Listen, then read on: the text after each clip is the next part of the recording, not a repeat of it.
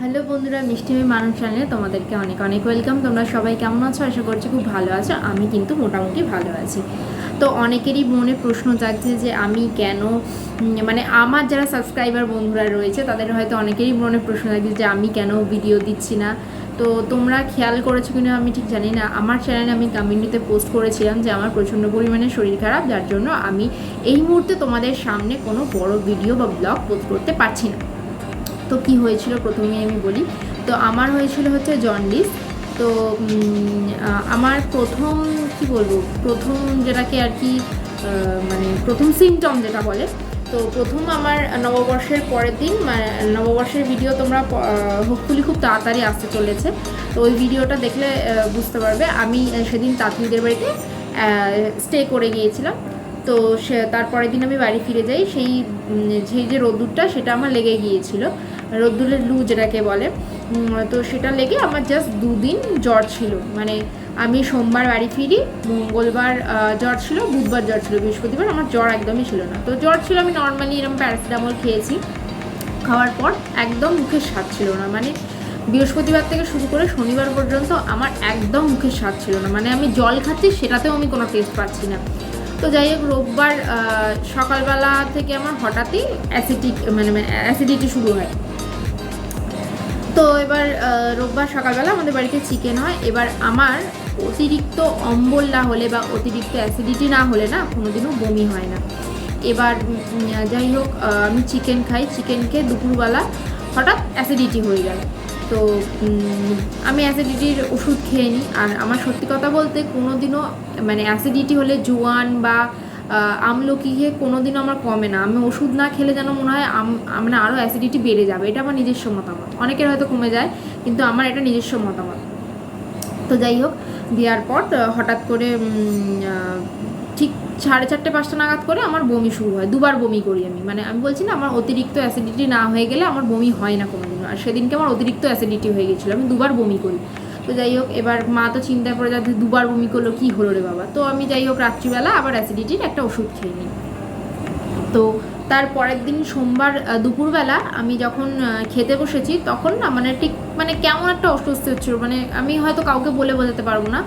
মানে ঠিক গাও গোলাচ্ছে না, আবার মানে ঠিক কেমন যাকে মানে আমার ভাষায় আমি বলছি পেট গোলানো। মানে পেটটা কেমন একটা যেন গোলাচ্ছে, যেন মনে হচ্ছে যেন আমি খেলেই সব তুলে দেবো। আদৌ কিন্তু আমি খেলে বমি করবো না, সেটা আমি বুঝতে পারছি। কিন্তু আমার সে পেট গোলাচ্ছে, গা গোলাচ্ছে, দুটোই হচ্ছে। মানে গা গোলাচ্ছে না, ঠিক পেট গোলাচ্ছে। এবার আমার বাবাকে এসে বলাতে যে পেট গোলাচ্ছে, পেট গোলানো তো কোনোদিনও শুনিনি, পেট আবার গোলায় নাকি, এবার কোনোদিনও হতে পারে নাকি। তখন বাবি বলছে যে হয়তো গা গোলাচ্ছে, তুই বুঝতে পারছিস না। না গো বাপি, আমার পেট গোলাচ্ছে, গা গোলাচ্ছে না। গা গোলা যে আমি বুঝতে পারবো না। তো যাই হোক, সোমবার রাতে কাকিমা আমাকে এগরোল বানিয়ে দেয়। আমি এগরোল, চাউমিন প্রচণ্ড পরিমাণে আগে বাইরে প্রচণ্ড পরিমাণে খেয়েছি, মানে খেতাম। এখন যদিও বা বন্ধ হয়ে গেছে, ডাক্তার একদমই স্ট্রিক্টলি আমাকে বারণ করে দিয়েছেন যে তোমার মিনিমাম 3 মাস এখন বাইরে খাওয়া পুরোপুরি বন্ধ। তো যাই হোক, তো আমি চাউমিন খেতে ভীষণ ভালোবাসতাম। এবার যাই হোক, এগরোল করেছে। তো আমি ছোটোবেলা থেকেই মানে ডিম প্রচণ্ড পরিমাণে পছন্দ করি। সে ডিম ভাজাই হোক, কচি হোক আর সেদ্ধই হোক, আমি ভীষণ খেতে ভালোবাসি। ঠিক আছে। তো সেদিনকে যখন খেতে যাচ্ছি, এবার হট করে না ডিমের গন্ধটা নাকে এসে লেগেছে আর গাটা গুলিয়ে উঠেছে। মানে আমি না এগরোলটা আর কোনোভাবে খেতে পারলাম না। যাই হোক, গা গুলিয়ে গেল, খেতে পারলাম না। সেদিনকে ভাই বললো তাহলে এক কাজ কর, যখন এগরোলটা খেতে পারিস নি মুড়ি খেয়ে নি, গা যখন গোলাচ্ছে মুড়ি খেয়ে নি। তো আমার ইউরেনিয়ালও হচ্ছিলো। তো আমি ভেবেছিলাম ওটা হয়তো গরমের জন্য, নর্মালি শরীর টরীর গরম হয়ে গেছে ওই জন্য হয়তো হচ্ছে। তো যাই হোক, মঙ্গলবারটাও এরকম করেই চলে। মঙ্গলবার দুপুরেও খেতে বসেছি, তখন পেট গোলাচ্ছে। তো মঙ্গলবার রাতে মানে সন্ধেবেলা বাপি বলে যে আমাদের সামনেই বর্ধমান মেডিকেল বলে একটা ওষুধের দোকান আছে, তো ওখানে সব্যসাচী চক্রবর্তী বলে একদিন ডক্টর বসেন, তো ওখানে একবার দেখিনি। এটা নর্মালি গরমের জন্যই হচ্ছে, আর কিছুই না। তখন আমাদের এখানে 41 কি 43 এরকম চলছে। তো যাই হোক, এবার আমি ওখানে দেখাতে চাই। তো ডাক্তার তো দেখে আমাকে বলেন যে তোমার প্রেশার অনেকটাই লো, মানে প্রেশার যতটা পরিমাণ থাকা দরকার তার থেকে অনেকটাই লো। তো উনি বলেন ঠিক আছে, এটা হয়তো গরমের জন্যই হচ্ছে, আর জন্ডিসও হতে পারে। উনি তখন বলেছিলেন জন্ডিস হতেও পারে, কারণ তোমার চোখটা হলুদ দেখছি আর হাতটা মানে আমরা কিন্তু নিজেরা বুঝতে পারছি না যে চোখ মুখ হলুদ বা নাক এই হাতের নখ বা হলুদ অনেকে দেখে বলে। তো তোমাকে দুটো টেস্ট দিচ্ছি, থাইরয়েড টেস্ট আর এলএফটি, তুমি টেস্টটা করাও, তাহলেই বুঝে যাবে জন্ডিস হয়েছে কি না হয়েছে। তবে আমার মনে হচ্ছে জন্ডিস নাও হতে পারে, হালকা হলুদ আছে, হতেও পারে নাও হতে পারে, এরকম উনি বলেছিলেন। তো আমরা তার পরের দিনই সকালবেলা তড়িঘড়ি করে ব্লাড টেস্ট করাই। এবার যিনি ব্লাড টেস্ট করান তিনি আমার বাবার বন্ধু, মানে তাকে আমি অনেক ছোটোবেলা থেকেই চিনি। তো তিনি আমাকে দেখে বলেছেন তো জন্ডিস হলে হতে পারে, তো চোখ হলুদ এবং যেহেতু ইউরিন ইয়েলো হচ্ছে। তো যাই হোক আমরা ব্লাড টেস্ট করাই। এবার ব্লাড টেস্ট করে রাত্রিবেলা হঠাৎ রিপোর্ট আসে, রিপোর্টে আমরা জানতে পারি আমার বিলিরুবিনে বেরিয়েছে হচ্ছে 4.3, আর বিলিরুবিনের নর্মাল মানে নর্মাল আর কি বলতে গেলে নর্মাল হচ্ছে 1.2, আর বাড়াবাড়ি মানে 4.3 বা এরকম 4.4 এরকম কিছু। তো আমার দিদার যেহেতু জন্ডিস হয়েছিল, এবার আমার মামিও নার্স এবং যে ব্লাড টেস্ট করেছে সেও আমাদের ফোনে বলে যে বিলিরুবিনটা অনেকটাই বেশি, মানে জন্ডিস ধরা পড়েছে এবং জন্ডিসটা অনেকটাই বেশি, 4.3 মানে অনেকটাই বেশি।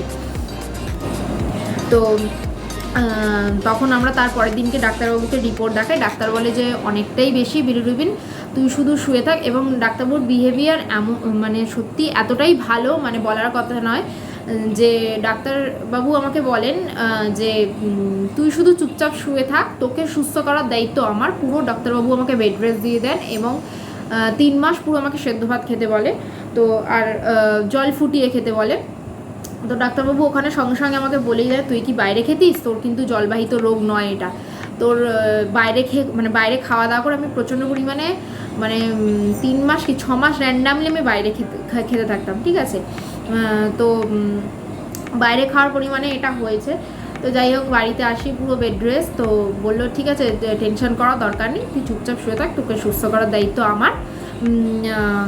5 দিন পর আবার একটা এলএফটি টেস্ট মানে জন্ডিস টেস্টটা করা, 5 দিন পর টেস্ট করালে যদি 4.4 বেরোয় তাহলে হয়তো তোকে ভর্তি হতে পারে। তার সঙ্গে এই hepatitis E, hepatitis B, hepatitis C এবং ইউএসজি আমাকে টেস্ট করতে দেয়। তো আমরা টেস্ট করাই 5 দিন পর। 5 দিন পর রিপোর্ট অনেকটাই নর্মালে চলে এসেছিলো, কারণ বাতি লেবু থেকে শুরু করে অরহর পাতার কাঁচা রস এবং সমস্ত কিছু সেদ্ধ ভাত, যেহেতু আমি পুরোটাই মানে একদম ট্রিটমেন্টে চলে গিয়েছিলাম, তারপর ওষুধ স্টার্ট হয়ে গিয়েছিল বলে অতটা আর মানে বাড়েনি, কমে গিয়েছিল অনেকটা, 1.7 অনেকটাই নর্মালে চলে এসেছিলো। তো তারপর ইউএসজি করাতে দেয়, ইউএসজিও মোটামুটি পুরোটাই নর্মাল, কিছু বেরোয়নি, মানে ভগবানের কৃপায় তোমাদের আশীর্বাদে সব ঠিকঠাক আপাতত। এখনও পুরোপুরি সুস্থ আমি নই, আবার হয়তো কাল পরশু নাগাদ করে, মানে আজকে হচ্ছে অক্ষয় তৃতীয়া, আজকে আমি এই ভিডিওটা করছি, আজকে 10 তারিখ, ওই 11-12 তারিখ নাগাদ মানে শনি রবি নাগাদ করে আবার একবার ব্লাড টেস্ট হবে। তো তখন ওই রিপোর্টটা বেরোলে আমরা বুঝবো যে নর্মাল নাকি একটু হলেও বেড়েছে।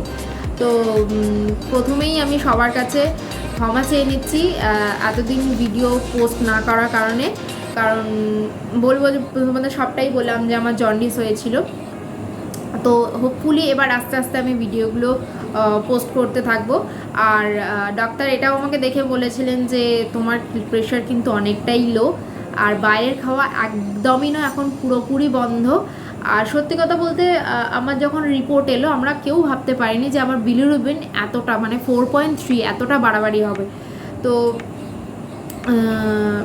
প্রচণ্ডভাবে পরিমাণে বলতে পারো আমি মেন্টালি ভেঙে পড়েছিলাম, ভয় পেয়ে গিয়েছিলাম। আর সত্যি কথা বলতে আমি আমার যারা বাড়ির লোক আছে, যারা ভিডিওগুলো দেখবে বাড়ির লোক বা আমার কিছু কাছের বন্ধুবান্ধব, তারাও জানে ব্যাপারটা যে আমি ছোটোবেলা থেকেই ইনজেকশান থেকে শুরু করে হসপিটালের যা যা রকম জিনিস আমি মারাত্মক ভয় পাই, জমের মতো ভয় পাই ওগুলোকে, ঠিক আছে। তো ওইটা নিয়ে আমি প্রচণ্ড পরিমাণে এই মনে হয় ভর্তি করতে বললো, এই মনে হয় ভর্তি করতে বললো, এইটা নিয়ে আমার প্রচণ্ড পরিমাণে ভয় পেয়ে গিয়েছিলাম এবং ভেঙে পড়েছিলাম।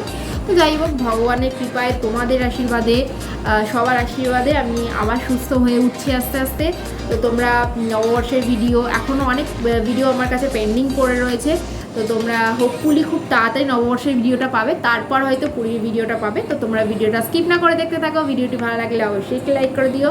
আর এরপর থেকে আমি চেষ্টা করব খুব তাড়াতাড়ি ব্লগগুলো দেওয়ার, ভিডিওগুলো পোস্ট করার। তো টাটা, আজকে আমার ভিডিও আমি এখানেই শেষ করলাম। ভিডিওটি ভালো লাগলে অবশ্যই একটি লাইক করে দিও, আর আমার চ্যানেলটি অবশ্যই সাবস্ক্রাইব করে দিও।